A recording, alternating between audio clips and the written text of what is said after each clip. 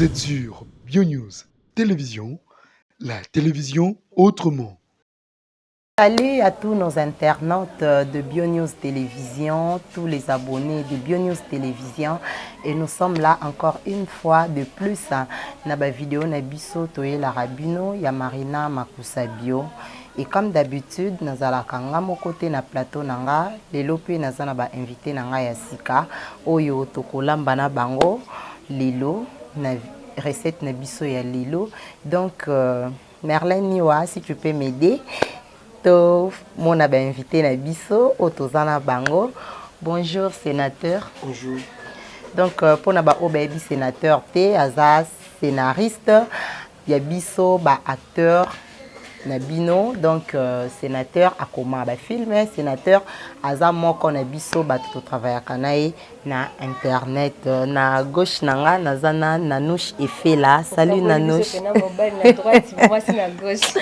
Vraiment. Salut maman Makusa Bio.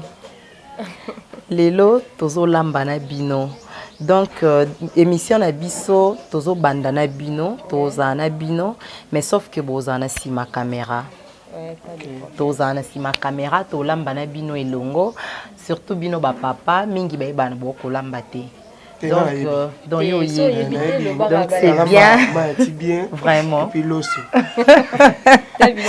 Donc voilà, lelo tozana na recette auto ça na bino ensemble na bino ba invité nanga na ba abonné na biso ya BioNews Télévision. Lelo tozo lamba bouillon de porc na pomme de terre na habité soki olia kango. Bon na lia kango mais na habité izayo sangisa tondeni pour tulia à côté, comprendre pomme peut tulia à côté. Ouais. Si ko lamba on habité izayo ya osangana na kati tondeni. C'est ce qu'on va découvrir ensemble à la cuisine. Donc Nalina e baka kolia ngulu, kolia ape pomme de terre. Donc voilà, je sais que bilo nanga ikolia ma quand même parce que olia kango. Nanouche Efela, to lamba bouillon na biso, bouillon de porc na pomme de terre. J'espère que olia kango. Oui, nalia ka ngulu, nalia ka pomme de terre, mais seulement que lelo na ina meka yango siko na ndenge ya loboko ya mama maman Marina Makusa Bio lelo. Donc tolingi nalia na meka pe loboko no peut-être je crois moni bakulamba ezaki belé mais ça ndenge moti. C'est ça. Na rozala na lambaka mais tam susu ndenge yo po lambela yango za ndenge nga na lambela. Tam susu tano meka ngo no ba c'est kitoko par rapport à ndenge nga na lambela.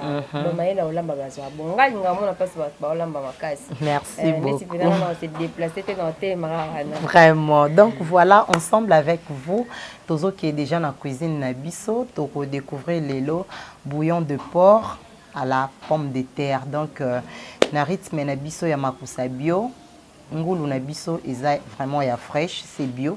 Pomme de terre Nabiso ya banamboka, ils ont vraiment bio. Et ensemble avec vous, Toko qui découvrir naba invité Nabiso. Donc voilà, Toko Nabiso na cuisine. Nous sommes déjà dans notre cuisine. Oyo, tozo lambela bino, bouillon de porc na biso, na pomme de terre. Là, je vous présente ma viande de porc. Viande de porc nanga, vraiment 3 pièces. Toza na viande, toza na poso nkande kangama na mafuta wana. Donc bato balinga kolia bouillon ya ngulu, balinga vraiment poso wana ezala. Donc ngulu na biso yango yo. Na kati yango pe très bien, na sukoli yango très proprement et na kati yango na ba morceau oyo et ko permettre nga na table mutu azana vraiment na problème té. Donc il peut couper ça en deux, alienae normalement. Et à part ça, naza na pomme de terre nanga. Naza na pomme de terre oyo ko accompagner recette na biso ya lelo ya bouillon de porc na pomme de terre. Pomme de terre nanga, c'est très propre aussi. Na sukoli yango très bien. Et puis oya minene na kati yango oya nango ba boule normal na tiki yango boyi. Et comme ingrédient, tozan a besoin ya aubergine, tozan a besoin ya piment vert, tozan a besoin ya tomate ya mbuma, tozan a besoin ya ndembi, tozan a besoin ya oignon, tozan a besoin ya ail, Et puis, tu as besoin, il y a noix de muscade. Donc, besoin, il y a muscade. Tu as besoin, il y a sel. Tu as besoin, il y a huile végétale. Et puis, tu as besoin, il y a nzungu na biso oyo. Tu as la bouillon na biso de porc na pomme de terre. Donc, sans plus tarder,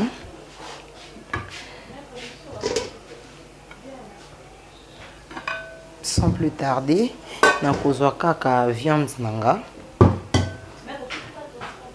na tie yango en passoire nanga. Pourquoi? Pour na mai oyo ekita. Voilà, ma viande est très propre. Et puis na poni viande oyo eza vraiment tendre, c'est très important. Là, je veux passer ça avec de l'eau chaude.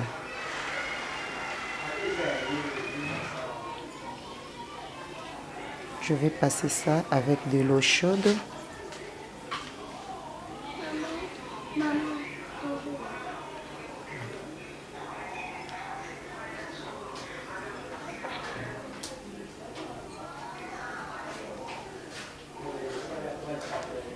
Voilà.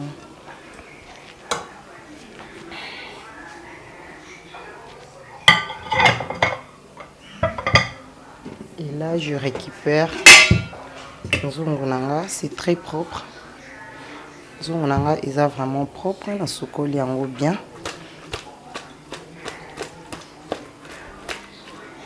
Nazui kaka viande de porc nanga, na tiango na nzungu. Voilà. C'est viande de porc nanga na nzungu. Là, on a râpé muscade nanga.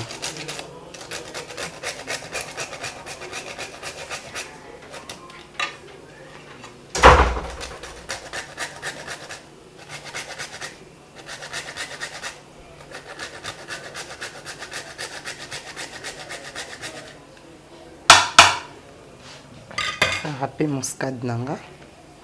Nazui sel nanga. C'est bon. Nazui ndembi nanga. On a sukola qui yango déjà. Comme nous sommes là à la télé, je vais essayer un peu de gagner le temps. Et na sukola qui ba épice nanga très proprement. Même na kota la bouée, ça se voit que c'est propre. Na kati ndembi nanga.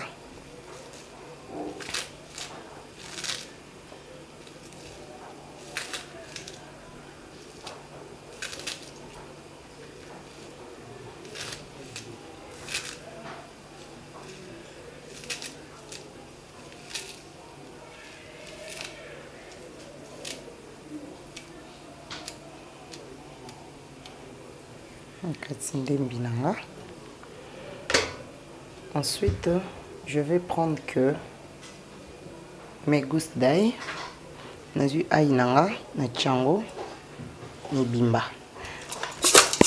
Je vais juste mélanger. Question que muscade nanga et ça va vraiment bien à viande.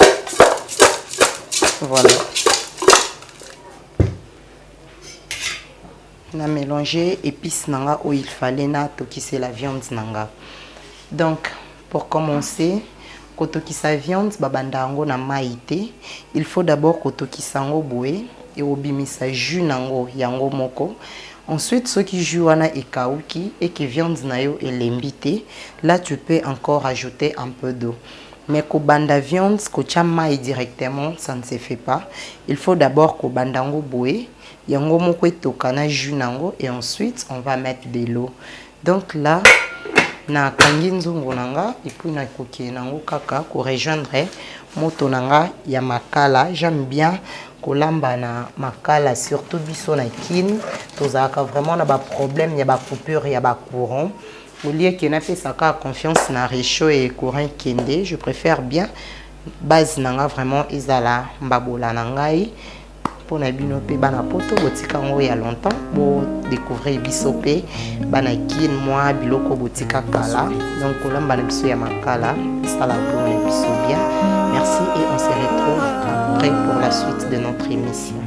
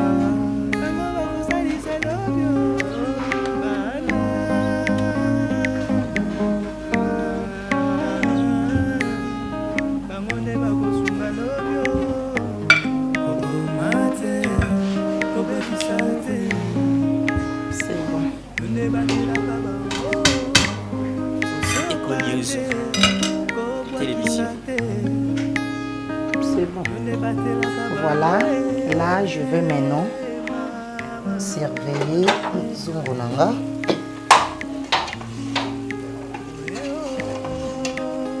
Viande nanga c'est bon. C'est bon. Télévision. Il embit très bien. Viande nanga il embit très bien.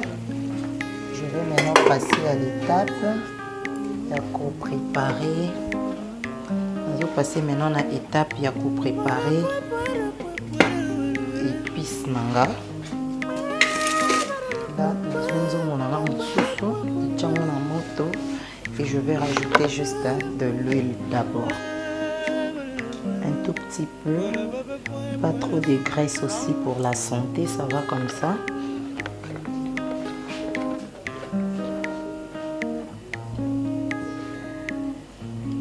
Là, je vais rajouter mes oignons au déjà na kata kiango, na kati yango moi minene, ba oignon nanga.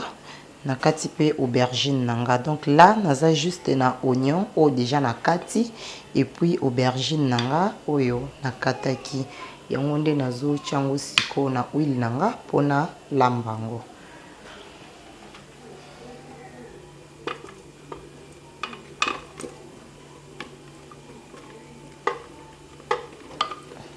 Voilà.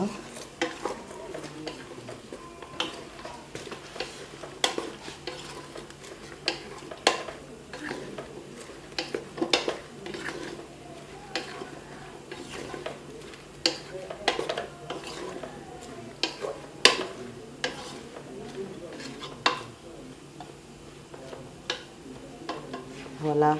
Là naotika aubergine nanga mokie na matungulu nanga ebela mokie ebela nango pe makasi te, juste un tout petit peu elemba mokie, comme ça toko rejoindre bilo na biso pour la suite ya émission na biso. Merci. Voilà.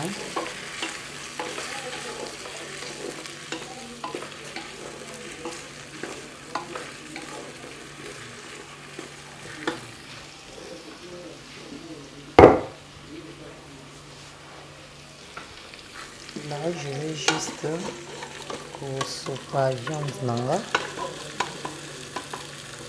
Je vais mettre ma viande.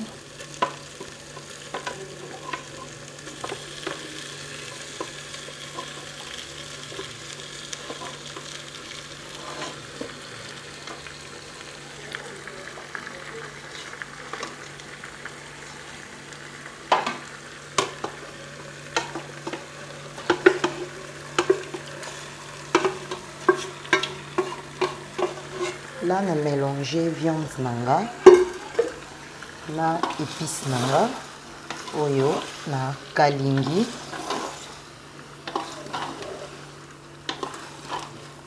Et je continue de tourner ça. On a mélangé vraiment et ça en a très bien.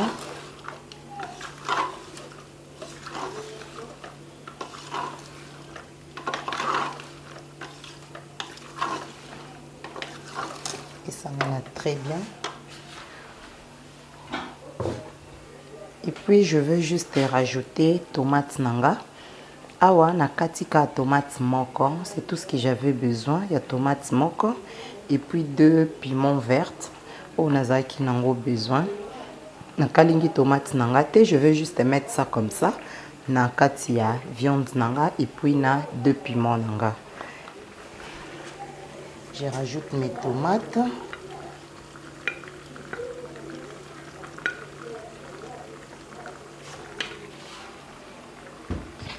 C'est tout justement bouillon.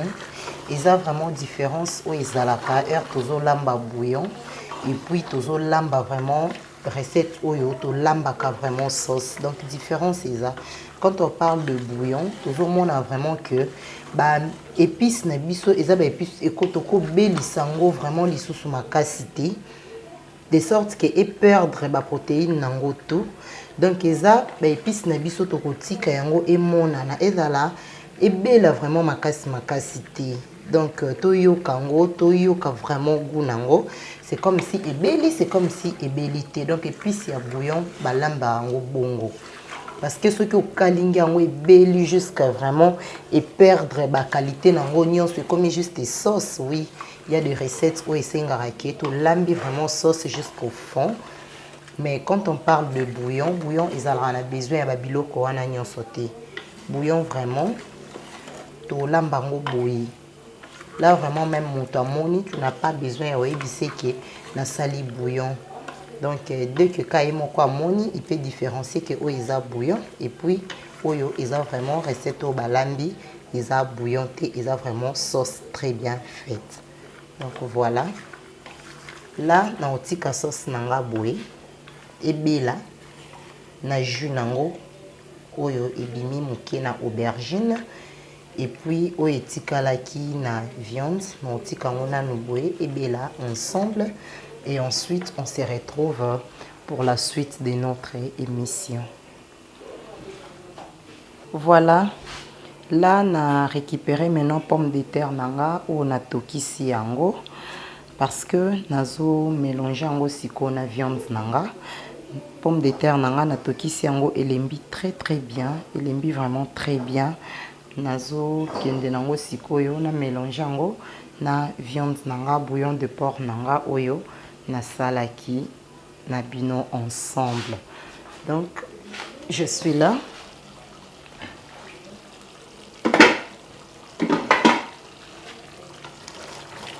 Voilà. Viande nanga.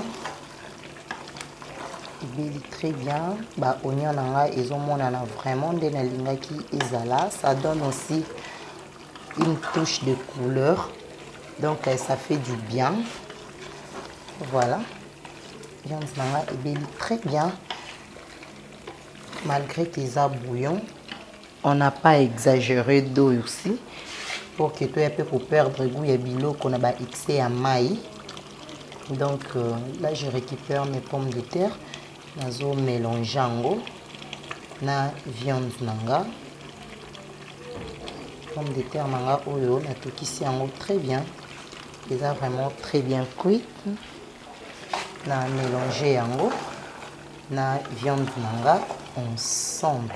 Voilà.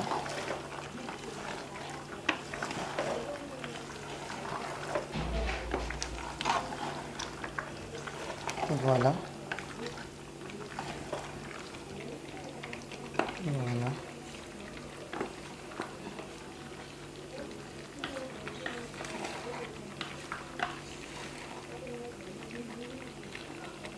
Donc là, on se retrouve à la table de notre rubrique de dégustation.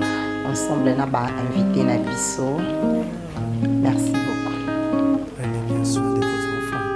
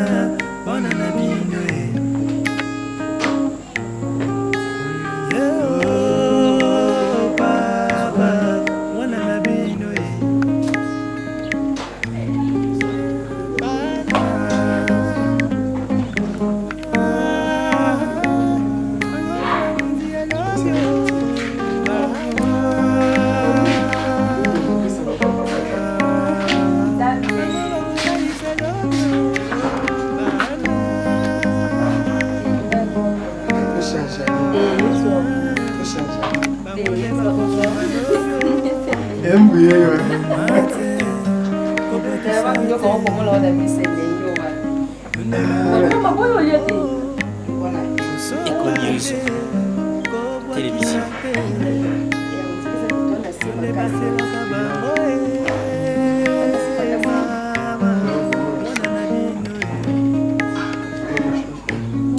Bonsoir.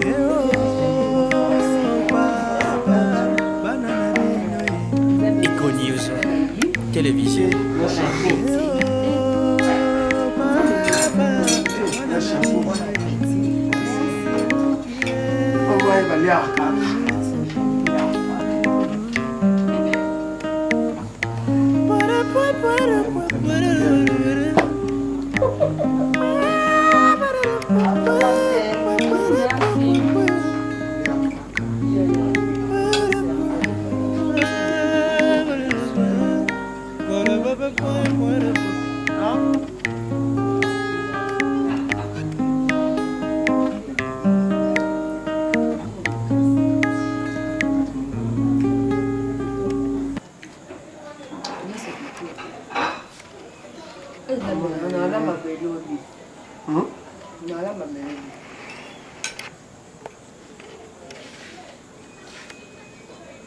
Tambe.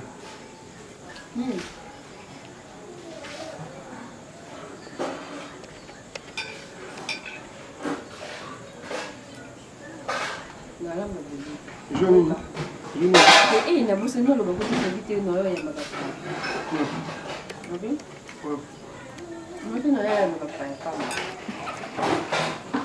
Ba ka. Ya la o ba te. Ele pesani. Ya o la te. Ele pesani. Ya o la te. Mais il ne faut pas répéter. Mais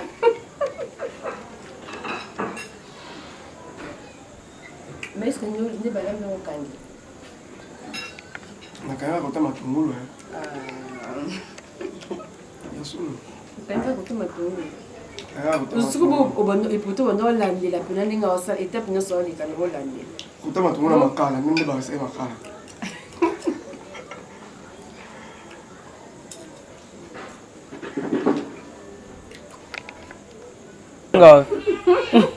Oh c'est quand? Po mo ni na benda na. Ba mamolo ba yi. Na na bulo sala mpote yo mo ni fa na benda o sota mamoko. Ya ba opesa. O yanga na okina. Vraiment. O pesa o sala mpote. C'est pas normalement les abos fona. Non là il c'est moi. C'est un peu non comme un ndako fona na fenêtre ça pour na petit place de na lié boye. Franchement. Na lié. Tellement pizza.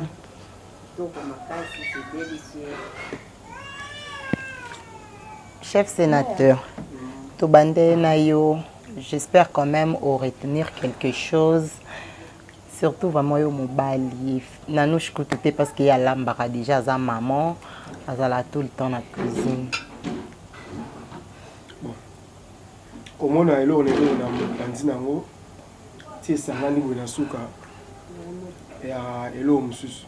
Donc là ndo mona ha pomme zaboy, bitungulu zaboy, oboy zaboy. Mais tant que ça n'a pas sali kumo makasi. Vraiment ça t'endagi teke so batie solution la ngwe pesa boy. Donc je peux te faire confiance que lobby opeso lambi en auto retrouver goût oh. Ah kolamba ngamo ko pena mage Nathalie. Mais kolamba pena ngamo ko. Tom sufuna cha vidéo hein. Na cha su vidéo na ndo landela ngo susu. Ndo bande ko sa betap nyoso ne golé. Mais so na bina motu en tout cas so na bina kani na kosi. À moins que ce monsieur Sili au commun la kaina bik parce qu'ils en ont sonité hein. Vraiment. Heureusement vidéo éthique à la cas à chaque fois on a besoin au sala bouillon na yo ya bouillon de porc na yo na pomme de terre au kokotano na YouTube na Bio News au landel no ba détail no nyonso tu peux aussi télécharger au lieu au talaka à chaque fois ba méga et tout au télécharger no ka une seule fois etikali ya yo na téléphone. Mais côté goût, quand même, ça va. Ça va. Hein? Merci. Dans les niveaux, c'est que ça va. Nano chefé là. C'est pas pour rien nalinga mingi ko invité moi sina mobali parce que mobali a cause à comporter na goût mais osa quand même maman tu es tout le temps dans la cuisine côté viande, côté pomme, moi, mungwa, des choses comme ça, ils ont des détails oyo. Biso ba maman tolinga kolandela mingi. Donc nini na yo nde epesanga lisusu ndenge nini oyeba ya kosala lobby et tout. Donc si vraiment na bengaki yo eza par rapport à ça. Oui, merci beaucoup. Merci d'abord de concept nanga. Merci. Ndé na essaye que le début qui tout lamba. Oui. Tout lamba biso nous sommes ko lamba ngo ezaka différent. Oui. Niti boye ndé ngo otie biloko de sotiaki otie na monki aubergine na oignon kaka to saleli ka tomate sa boîte. Déjà na lamba nanga, mais na lamba na ko. OK. C'est pour la première fois na mona ngo ndenge o lamba ngo. Niti ba biloko to kuta na ngo mingi na ba fête. Oui. Maman, pardon, ça des services. Il faut niveau ba tu ba rater. Na commentaire ya ça là et pas na vidéo comme est-ce que c'est moi qui bateau bon na même so bon yo kabu nga na yo kati. C'est ça. Ceci à moi là mais tellement que et ça la mis na vidéo. Ba moni ndengo bandaki parce que les tungu les ala ka moko. C'est ça. Tungu lo ngeza ka moko comme le terre ezaka moko biloko to o saleli j'espère que même bateau ba na sur la bioni. Ba moni. Et ba yebi yango ba maman ba ça la cuisine. Bah, c'est pas seulement pour les mamans, oui.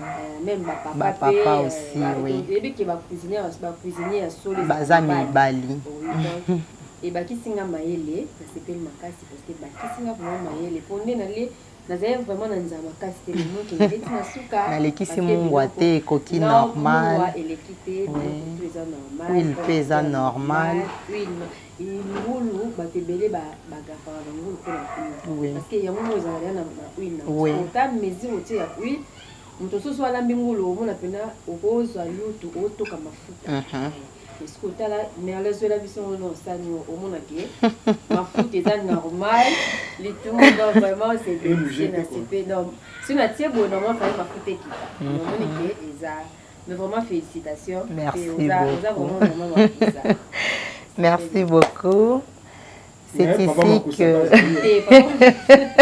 Ben oui, papa m'a poussé ça dans le but, na biso vraiment cible na biso eza plus ba maman te eza ba papa, olé on dépensera tout le temps ba mbongo na ba restaurant, oko sala pe quelque chose ya yo moko et deux olé pe même 2 jours 3 jours pour économiser pe na loso. Mais lelo quand même au sala pe ngulu.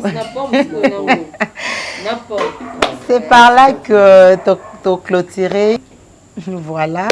Merci beaucoup, Nanou Chefé là. Merci beaucoup à Sénateur de beaux disposants qui vraiment t'en a bino. Malgré les lots, tu qui émission un peu retard. Donc, qui vraiment bon engagement na bino tout boye konorenga. Je vous dis un grand merci. Donc, moi rappelle Moukié na bouillon de porc na biso to salaki na pomme de terre ndebo monaki to bandaki na pomme de terre na biso o to episaki yango juste na ndembi mosca depuis aïe comme tu insistaki que pona kotokisa viande ko banda viande na maïté il faut que tokisa viande na jus na emoko et ceux qui viennent de l'embité là tu peux ajouter un peu d'eau biloko pe ya ba maï belé malgré ça qui nango bouillon mais tu exagérer maïté tu exagérer huile té quand même tu garder un peu guana de to komi vraiment na suka. Je vous dis un grand merci. Natonyo so opé bo disposa qui pour na kota la biso. Ba remarque na bino vos encouragements. To tangango kana ba commentaires, ça nous fait vraiment du bien. Là, je vous dis déjà bye et à la prochaine. Abonnez-vous en cascade na Bio News pour bo zwaka toujours ba recette na biso. Bye. Vous êtes sur Bio News Télévision, la télévision autrement.